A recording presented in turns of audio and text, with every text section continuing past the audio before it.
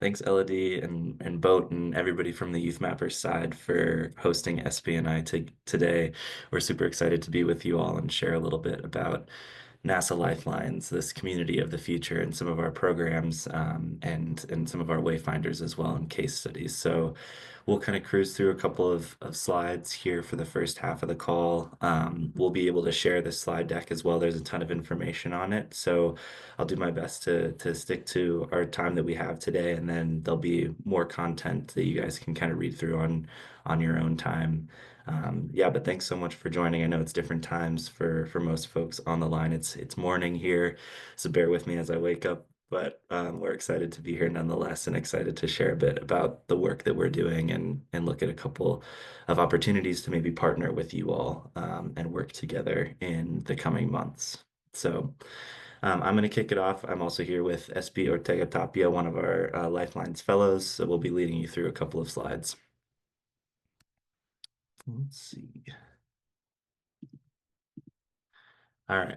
So to start us off, just to kind of set the stage, I'm going to introduce the mission a little bit. So NASA Lifelines was launched in October of 2023, and it's a series of community building experiments designed to bring together humanitarians, scientists, policymakers, frontline communities, and others to accelerate the use of Earth science data and satellite data and tools in support of our most vulnerable communities, basically to unlock the benefits of satellite data before, during, and after a humanitarian crisis.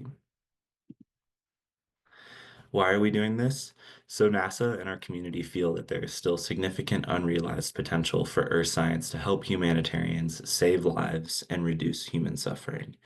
Today, there are over 5,000 humanitarian organizations globally serving 362 million people who are currently experiencing humanitarian emergencies. Only 1% of humanitarian aid budgets go toward innovation, and we can do better and need to do better. These communities are depending on us.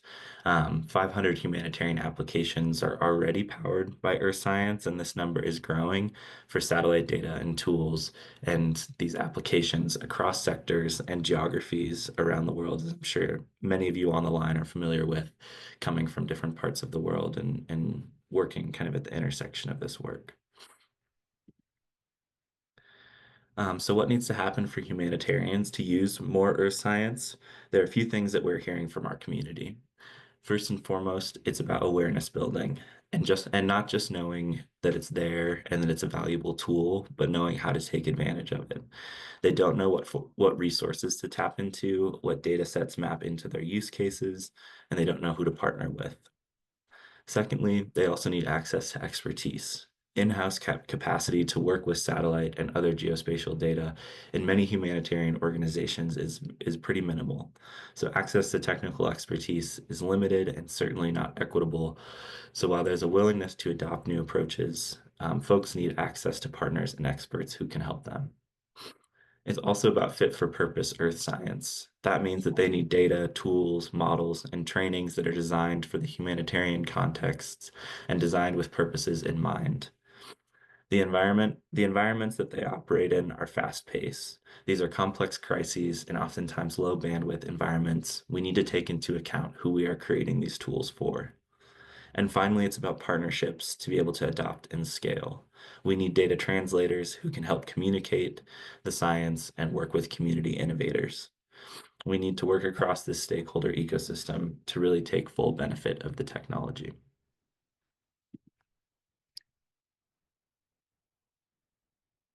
And on the other hand, what needs to happen for scientists to better support humanitarian needs?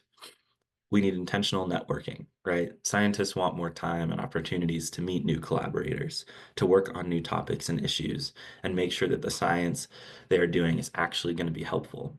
Scientists also want access to funding to be able to implement their ideas and research and pursue new ideas with collaborators or actually scale the things that they're working on with their partners.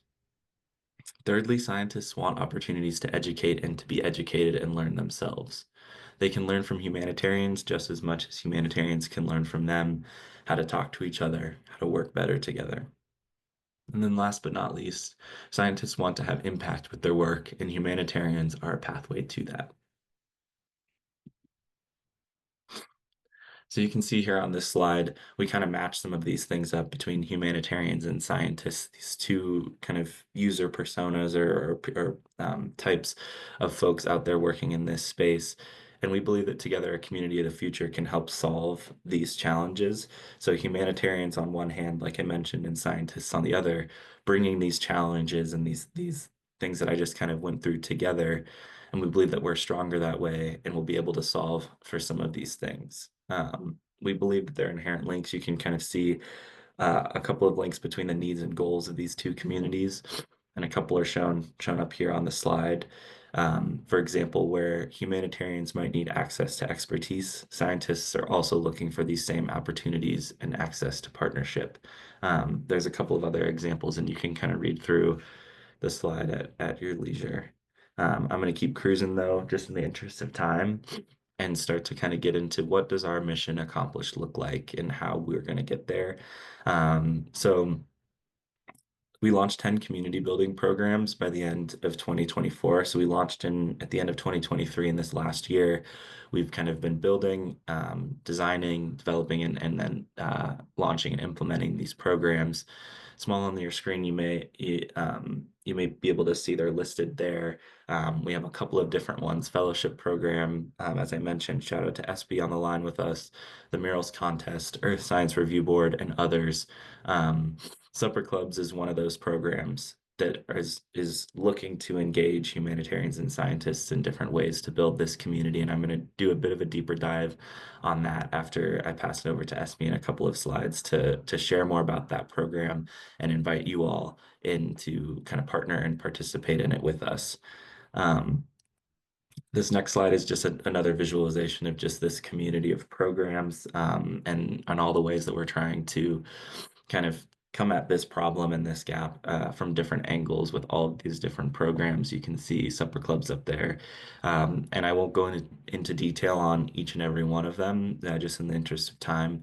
But up on the website, and we can drop the link in the chat to nasalifelines.org. There's program pages for each one of these, and you can kind of read into more detail the work that we've been doing. So back to what does our mission accomplished look like? We launched these 10 community building programs by the end of 2024, and now we're seeking through those programs to activate at least 2,500 experts. And we're dedicated to engaging these communities from different backgrounds and experiences from around the world.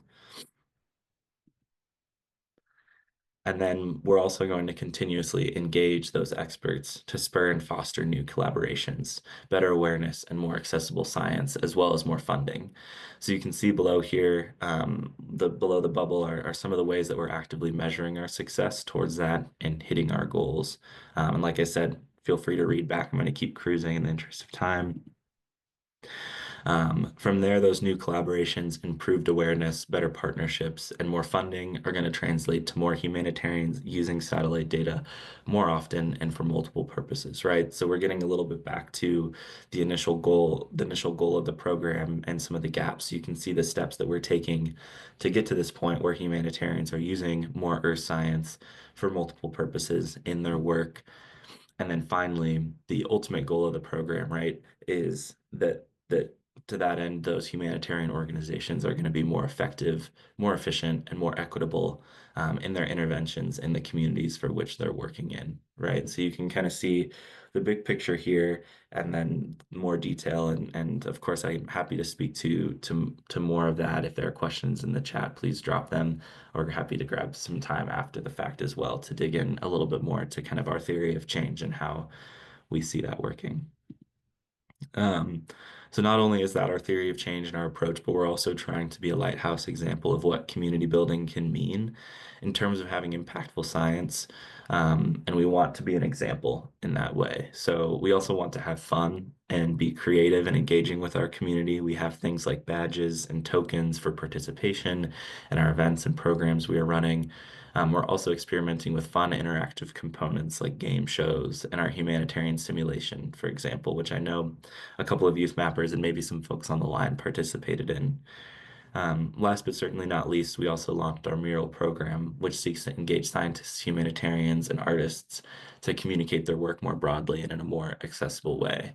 And again, you can check out all of those things in more detail up on our website. Last slide I'm going to kind of speak to before passing it over to SB. So we're already seeing this community of the future come together over the last year and change, right? We launched in early 2024. It's been about a year. So even now that I'm presenting this dashboard is a bit out of date.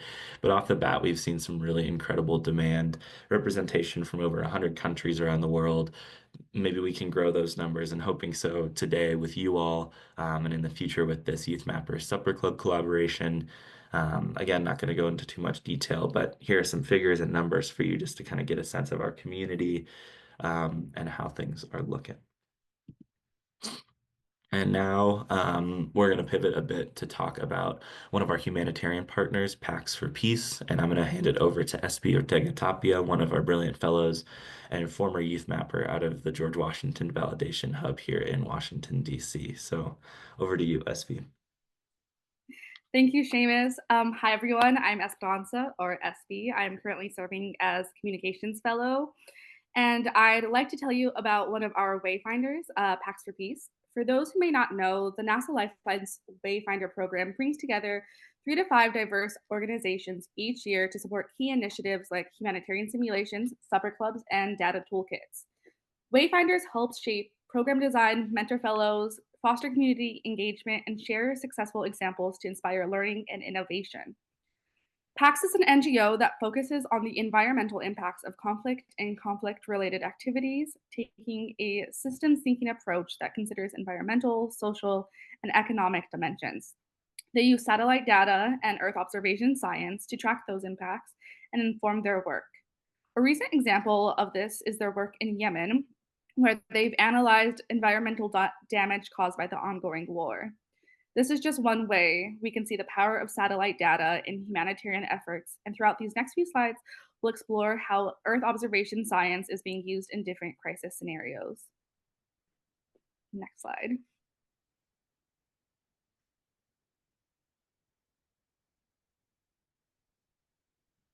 Okay, perfect. Thank you. So, one key area where Pax's work has had an impact is tracking down tankers and oil spills along Yemen's coast, particularly in Port Aden. The Port of Aden is crucial for Yemen, serving as the largest gateway for food imports, humanitarian aid, and reconstruction materials. The port is littered with decommissioned vessels, many of which have sunk and leaked oil, creating an environmental disaster that has impacted marine biodiversity and local fishing communities.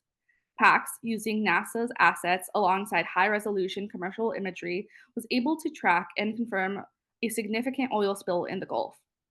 Their satellite images, in collaboration with journalists, as you can see in the screenshot to the right, were instrumental in bringing attention to the crisis. Before they shared their findings, many local communities were unaware of the spill's full impact. Their work helped understand the economic, environmental, and social consequences of these oil spills. This is just one example of how satellite data is used to monitor humanitarian and environmental crisis. Next slide.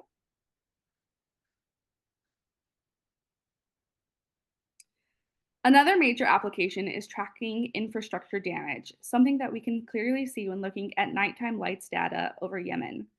In addition to the work that PAX is doing in Yemen, other humanitarian organizations are also using NASA assets in critical ways. For example, when the conflict began in February 2025, satellite-based nighttime lights data provided a stark illustration of the situation on the ground. This data, collected from NASA satellites, showed the distribution of electricity across the country at the war's onset. Next slide, please. By 2017, the conflict had led to a 75% reduction in electricity access, with fewer than 10% of Yemenis having power. This loss of electricity had severe consequences, not just for homes and businesses, but for mission critical infrastructure like hospitals and water treatment plants. Understanding these shifts through satellite data is essential for humanitarian organizations. Next slide. Satellite data can be used to not only assess electricity access, but also to evaluate healthcare availability. In Yemen, humanitarian groups, including the WHO and their partners, have used NASA data to map road networks and overlay that with locations of known hospitals and clinics. By analyzing multiple data sets, they can determine which healthcare facilities are still functional and how far people have to travel to reach them. In 2018, an estimated 8.8 million Yemenis, about 30.6% of the population, lived more than 30 minutes from the nearest fully or partially functional primary healthcare facility. Additionally, over 12.1 million people, or 42.4% of the population, were more than an hour away from a functional public hospital. Assuming access to motorized transport, of course. In many frontline districts, access was even more limited, with some communities living over 2 hours from emergency obstetric and surgical care.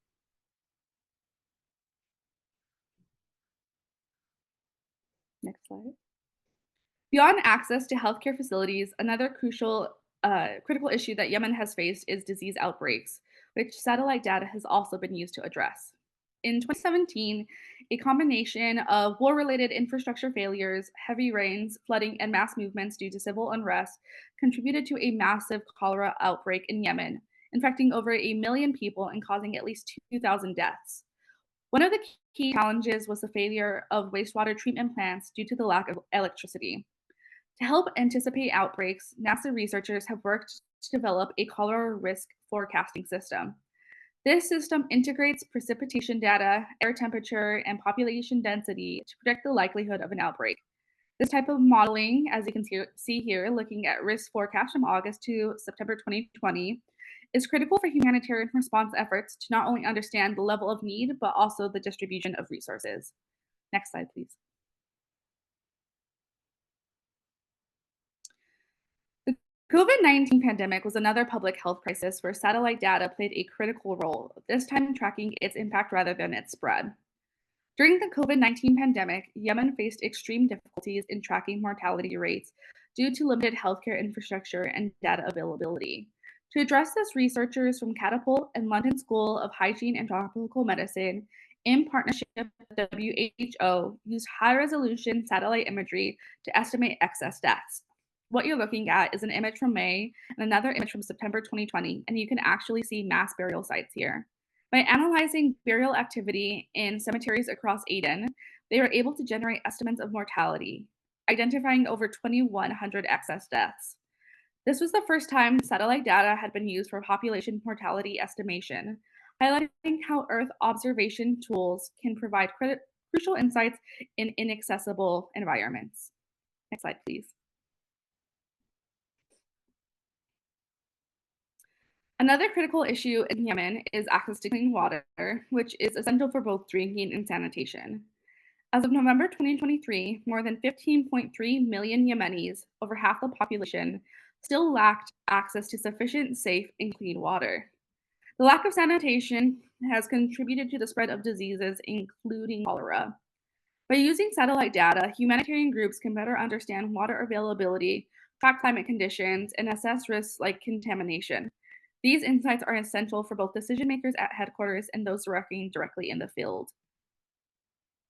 Next slide, please. Another key issue tied to water access is food security, particularly in a country where nearly half the population struggles to get enough to eat. According to the World Food Programme, up to 45% of Yemen's population faces food insecurity. Satellite data plays a crucial role in understanding and addressing this issue. Here we see a high resolution image of a farmer's field in Yemen, where solar powered water pumps have been installed to compensate for drought conditions. While these pumps provide short term relief for food production, they also accelerate water aquifers depletion, leading to long term sustainability concerns. Balancing immediate food needs with water conservation is a complex challenge, and satellite data can be invaluable in helping humanitarians make informed decisions to address these issues. Next slide, please.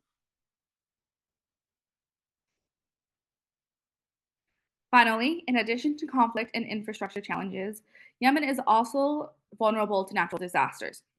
In October 2023, Tropical Cyclone Tej struck Yemen and Oman, causing widespread destruction and displacing 1,800 families. In countries already dealing with conflict, infrastructure collapse, and food and water insecurity, the arrival of an environmental crisis like a cyclone adds another layer to the ongoing humanitarian challenge. Humanitarian organizations must be prepared to respond to a range of crises simultaneously. Satellite data plays a crucial role in this context, helping track storms, assess damage, and coordinate aid distribution. With real time information, humanitarians can address the multifaceted nature of these crises, responding quickly to the immediate threats while managing long standing issues like resource access and infrastructure recovery. With all of these challenges, from conflict to environmental crises to public health emergencies, satellite data is an invaluable tool for humanitarians. By leveraging Earth observation resources, we can gain a clearer picture of the needs on the ground and better support those affected. With that, I will hand it back over to Seamus. Thank you. Awesome. Thanks so much, SB, for that. And folks, now we're going to kind of transition and switch lanes back over into to speak a little bit to one of our specific programs, the Supper Club program that I kind of alluded to in the beginning slides. So we kind of gave you a taste and the big picture of what is Lifelines, what are we trying to address, and then SB, of course, walking us through kind of an applied example and one of our humanitarian partners kind of sharing some applications, direct applications of satellite data in humanitarian response. And I'm sure some of them were probably familiar to many of you on the line. Um, so supper clubs, just to kind of kick things off here. So supper clubs are these informal events that we run that foster thought-provoking discussions and conversations around specific humanitarian themes and topics and local challenges.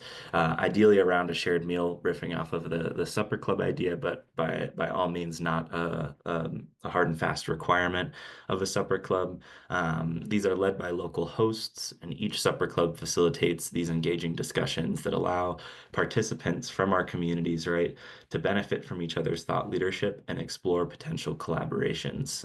We like to bring folks together across different kind of backgrounds, specifically humanitarian, government, private sector, and kind of experiential background to share this common interest in championing earth science for humanitarian action. Um, so this program was launched in February of 2024, about a year ago, and since then we've hosted 18 supper clubs in 8 different cities, 7 of those being initiated by members of our own community, meaning they came to us with ideas and wanting to kind of use this platform to host their supper club. And through that, we've engaged over 200 experts and counting, hoping to grow that number here today with you all. Here's just kind of a taste of what that looks like, some of the cities that we've been in and locations around the world. And then you can kind of see blocked out at the bottom a couple of the different themes and topics that we've held discussions on. You can see Earth observation and humanitarian response in Latin America. We hosted one around the data challenges and opportunities in the Latin American context in Medellin. And another one, how can we better partner between satellite imagery providers and on-the-ground agencies and communities? A couple of others there, but I'm actually going to do a bit of a deeper dive into that one and kind of spotlight it just to set the stage a little bit better. So we ran this one in at SAT Summit in DC last year, and we brought together humanitarians, scientists, satellite imagery providers, and other public and private sector stakeholders to discuss how we can create better partnerships between satellite imagery providers and on-the-ground agencies and communities. This kind of consistent pain point that we've identified in the community. And you can see a couple of kind of quotes or tidbits of information that we kind of garnered from those conversations, how we need to embrace a culture of mutual learning in partnerships and how genuine partnerships thrive on reciprocity and mutual benefit. And also how we can draw inspiration from successful working groups and involving stakeholders from across industry, government, and academia. So kind of reinforcing our micro approach with this Supper Club program about bringing these kind of disparate groups and backgrounds together to kind of talk about these problems together to try and solve some of these gaps and issues and challenges that we're facing. Um, So now I'm going to kind of introduce this supper club challenge, which is something that we're hoping that many folks on the line are excited and eager to engage with, and folks that might be listening on their own time to this recording, and folks just more broadly in the Youth Mappers network. But basically, Youth Mappers are going to have the opportunity to collaborate with us with NASA Lifelines and share their experiences working on humanitarian mapping projects, discussing the tools and data that they find most effective in identifying challenges and success stories that can be shared out with the broader community. So hopefully the idea is that you host a supper club, and then NASA Lifelines will compile and share the insights that you discuss and come up with out with our broader geospatial network and community, and amplify all of your voices as you're kind of on the front lines and in different places around the world working on these problems. So who can host and facilitate this conversation? Who's this challenge for? It's for all of you. Individuals can kind of host their own supper club. We're also inviting chapters. It's really up to you, and we're excited to partner with you. And who can participate? It's folks both in your Youth Mappers network, but also folks in the broader community, right? These supper clubs are about bringing folks into the fold, and that could be, in within other students within your academic institution, or other folks from out in your community. We just want to bring folks together and get talking about these different things. Um, what really quickly, why is Lifelines doing this? So it's an opportunity to engage, as I mentioned, with a diverse group of folks. And then we can kind of take that information and better inform our strategy. Kind of attached to that is being able to better inform the sort of tools and research that our community is working on, up into NASA, even making sure that we're validating where the needs are and what people are seeing on the ground, and making sure that resources are being put towards tools that are fit for purpose, that you all will be able to benefit from, and folks out in the communities will be able to use. And then thirdly, just to uplift your voices and all the cool work that you all are doing. And excited to turn it over here in a second and hear about some of that from some presentations. One of the last slides that I'll touch on, well, two more. So this one is just kind of overviewing the theme and the guiding questions, and all of this information we'll package it up and share with you all so you have access to this. But the theme for this Supper Club Challenge is mapping for impact, lessons, challenges, and innovations in humanitarian mapping. And really that boils down to, we want to hear what projects you're working on, what data and tools and methods you're using, and what are you finding most helpful? Are there consistent challenges that you're facing in your projects? What are the technical limitations? Do you have any success stories? And then how have you seen satellite data and mapping technology help your local community build resilience and respond to disasters? So I know I flew through that. Again, we'll share this recording and share these slides so you have these and can kind of stew on these to think about how you might be able to kind of bring your community together to discuss these different topics and what insights you might have. Um, Here is just kind of next steps for you all, how you can participate. So the first step after this, and we'll drop my email in the chat, is to email myself at nasalifelines.org to register your supper club. And then you'll kind of identify and invite participants. We'll work together in doing so. We have some resources that we can kind of help support you in planning and then implementing your supper club. You'll host your supper club, and then you'll submit findings, outcomes, and recommendations to NASA Lifelines. Along with any photos from your meeting, we have a form, an intake form that will kind of guide you and walk you through this. And then, of course, you'll get to the opportunity to be featured on our social media channels and Instagram, LinkedIn, and have your insights published out into our global community of humanitarians and earth scientists. So the deadline to register for your supper club, that just means emailing me that you're interested and want to participate, is March 1st. So that's a couple of weeks away. And then from there, you'll have about a month and a half to host your meeting and have your supper club. Last slide here that it just goes into a little bit more detail about registering your supper club. And at minimum, just shoot me an email, express your interest. But would love to also know what Youth Mappers chapter you're affiliated with, your location, your estimated timeline for hosting the supper club, and then a high-level plan for where you'll host the supper club and who you'd like to invite. And this can be as simple as, I want to host at my university, and I want to invite my professors and fellow students or fellow youth mappers. So it can be really simple. Just wanted to provide some additional resources. And again, the deadline to register your supper club with NASA Lifelines is March 1st.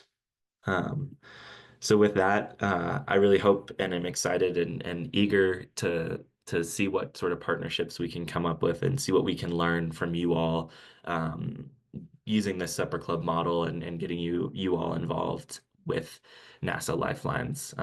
We're excited and thanks again for having us. I'll turn it over at this point to back to Elodie perhaps or Boat, and we can take it away from there. Thank you.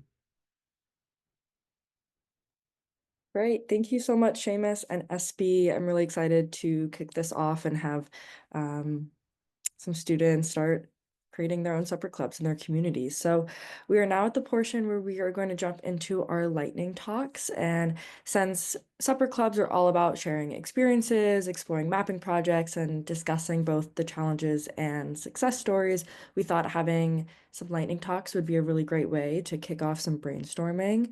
So we've invited 4 youth mappers from around the world to share some quick highlights from recent chapter projects.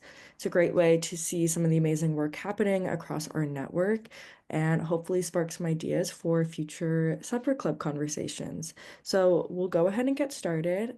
First up, we have Ilya Philemon Mato from Nigeria to discuss disaster response and community mapping.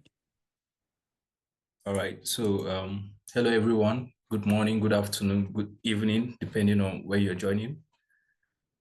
As introduced, my name is Ilya Philemon. I'm a 2023 YouthMappers Leadership Fellow and a member of University of Jos YouthMappers. I have only 4 minutes, so I will skip the introduction and go straight to the talk. We all know how devastating flood can be. Flood disasters are the most common environmental disaster in the world. Our action before disaster occurs is as crucial as our actions during the disaster and even after the disaster has occurred. So in order for us to make good decisions and take informed actions toward mitigating the impact of flood disaster, we need accurate and updated data. So our primary objective with this project was to map out road, buildings, and any point of interest relevant to flood risks. We are doing this in order to create data for pre-disaster planning, early warning systems, and post-disaster recovery in line with the Sendai framework for disaster risk reduction, which seeks to substantially increase the availability and accessibility of multi-hazard early warning systems by 2030. So how is this project contributing to the SDGs? Mapping buildings, roads, and critical infrastructures provides city planners and development partners, development experts with data to make better decisions and carry out informed actions that will directly improve the quality of lives of people and increase the resilience capacity of community. This directly contributes to the realization of SDGs 11, and also by providing data on flood-free zones, temporary shelters, critical amenities, and evacuation routes, we are taking action that can help mitigate the negative impact of climate change, thereby contributing to SDGs 13 on climate action. So we didn't just map, we didn't go to the community and map, we work with together with the local communities because they are the ones who live in these places and experience these things. So their perspective give context to the data which we are collecting. So their collaboration is key. And what are some of the impacts from this project? By the end of the project, more than 20,000 buildings and 50 kilometers of roads were added by youth mappers and other OSM contributors worldwide. And again, sometimes last year, a researcher at the National Center for Remote Sensing, which is in Jos, informed us that they're using our data, the data we generated for flood modeling and other types of analysis, special analysis related to climate change. So I think this is huge for us, at least it's a booster. And also this project also helped transform us in a way. It helped us to hone our technical skills in geospatial data collection, analysis, and visualization. We learned the power of collaboration and the importance of communication and the true meaning of community engagement. We learned that mapping isn't just about technology, it is about the people. So part of the lessons learned is that it takes a community to map a community. That's one. And two, hazards, although we cannot stop hazards from happening, but disasters can be prevented. With accurate and updated information, communities can be organized in a way that people, criticals, and social infrastructures are not exposed to hazards. It is also important to keep an inventory of available resources that can help to estimate the damage that has been caused by disasters and to help build back better. So on this note, I would like to end with a call to action. As youth mappers, we have a unique opportunity. We can turn data into action. We can build a more resilient future, one map at a time. So join us, let's collaborate, innovate, and inspire. Let's keep mapping for a better tomorrow. So thank you. Elodie, I would like to pass on to the next presenter. Great, thank you so much. Yes, to keep it going, next we have Michael Jirua from Uganda to discuss how he and his team assessed forest cover loss in the Central Forest Reserve. Thank you so much, Elodie. Greetings to everyone joining. My name is Michael Jirua. I'm one of the former vice presidents of the YouthMappers chapter at Makerere University.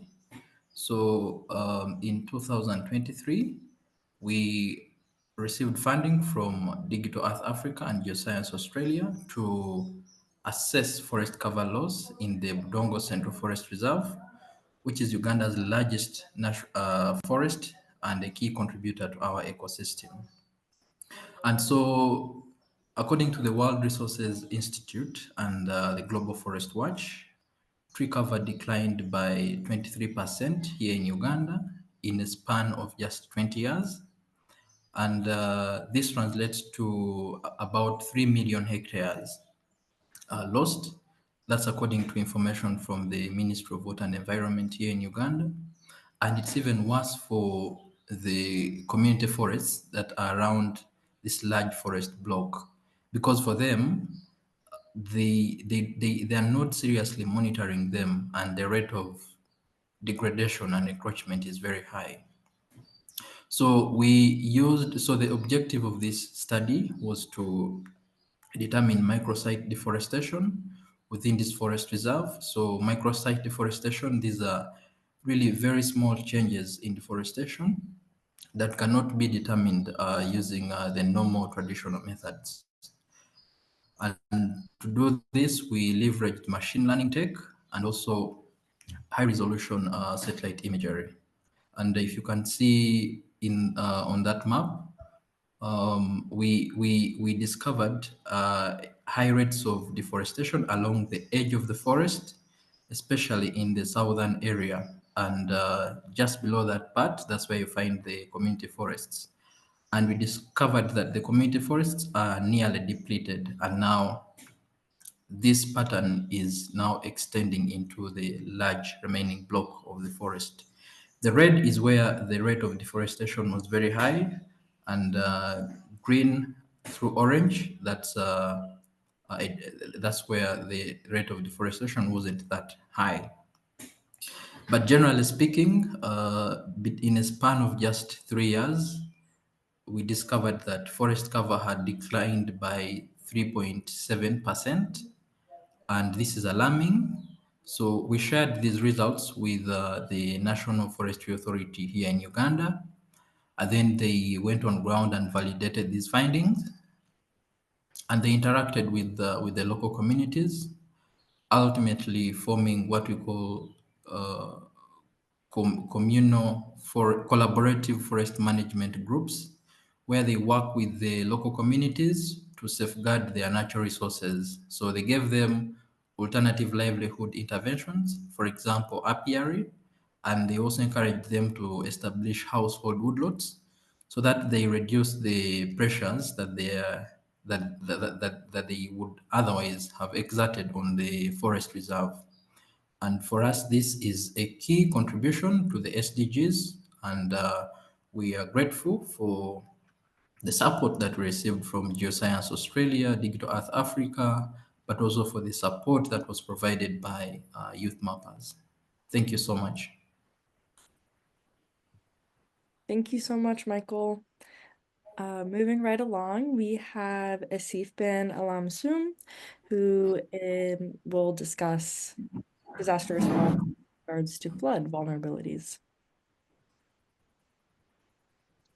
Hello everyone. It's very nice to meet you all. While there is in morning in your session, currently here is night. So I'm gonna start my introduction. Hi, I am Asif bin Alun Siam, representing YouthMapper and Bangladesh.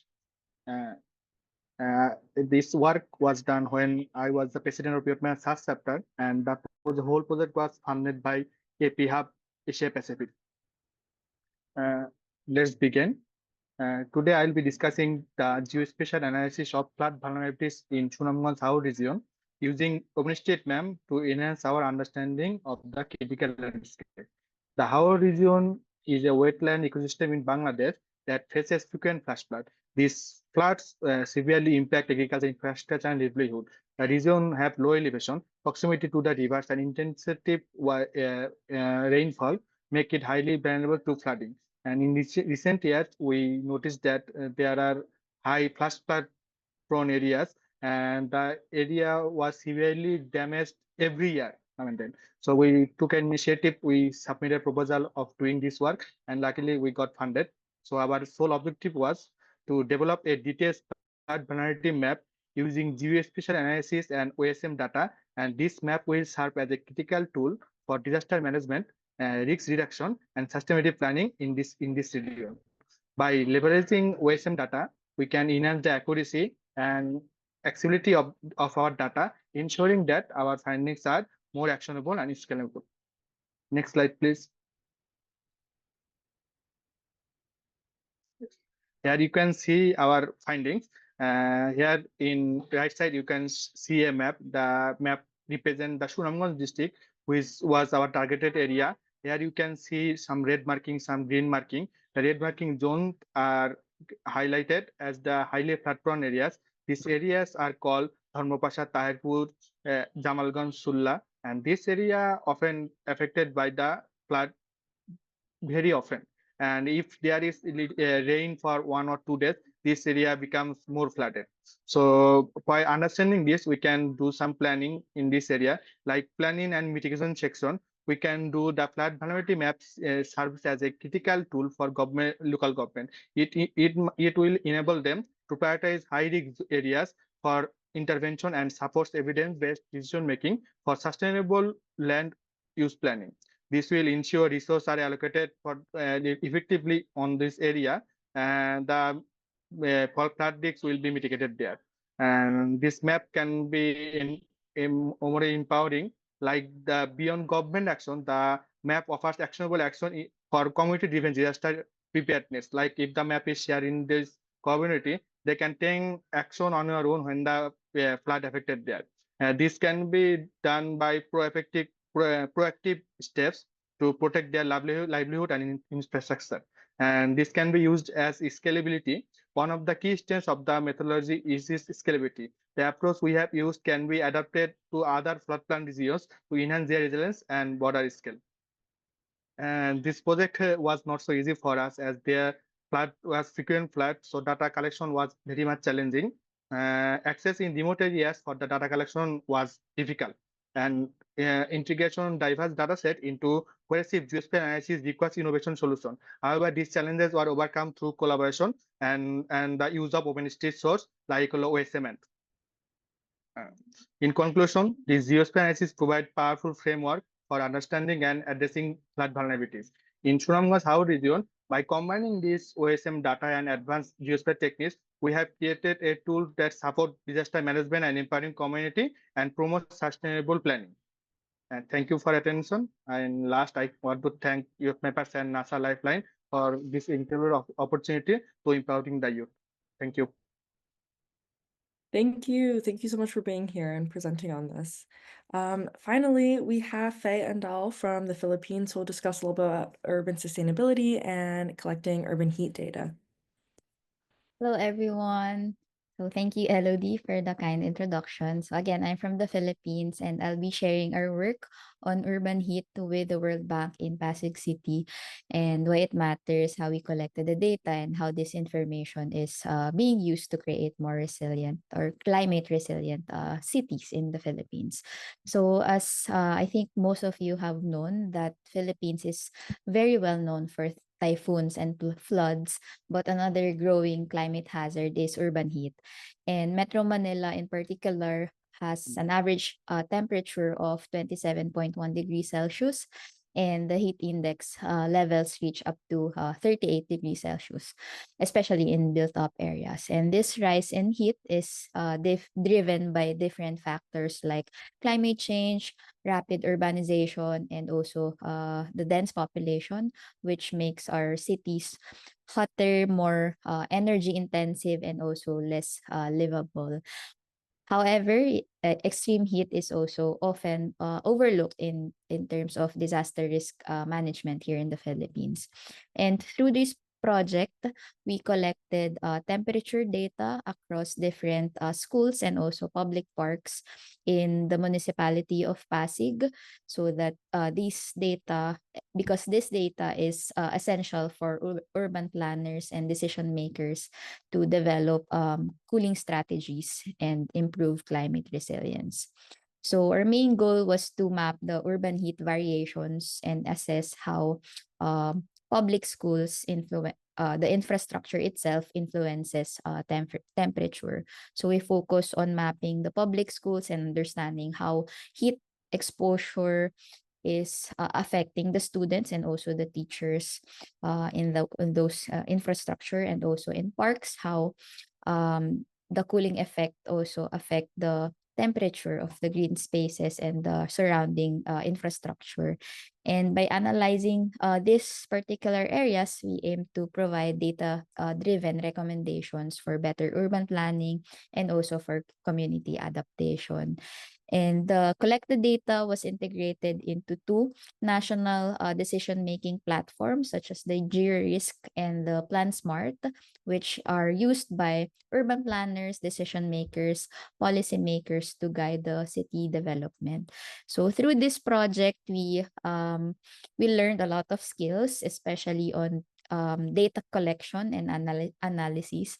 And also we learned a lot on collaboration and stakeholder engagement, since we're dealing with um, organizations like the World Bank, the Pasig City Local Government Unit, and the Department of Education. So overall, this project highlights the need to prioritize extreme heat as a climate hazard and also integrate heat resilience into urban planning and also community engagement. So that's it. Thank you, everyone. Thank you. Thank you so much to all of our lightning talk presenters. I know it's hard to condense such big projects that are so detailed and complex and long. So appreciate you all for being here and for sharing your insights with our audience. So just want to say how impressed I am, and we all are, and all the work that you all are doing. Seeing those presentations, it's really impactful to see the impact that you all are having in your communities with the work that you're doing, and just want to give some kudos to YouthMappers and the folks behind the scenes as well that support you all and make all of this possible, because it's really important work. And we're just thrilled to get to see it, and excited to have the chance to partner and collaborate with you all. So thank you. Up a supper club in your community. So with that, we just want to say thank you so much for joining us today. We are very excited to see how you continue these conversations and carry these ideas into supper clubs. And yeah, so thank you all so much. I hope you have a lovely rest of your day.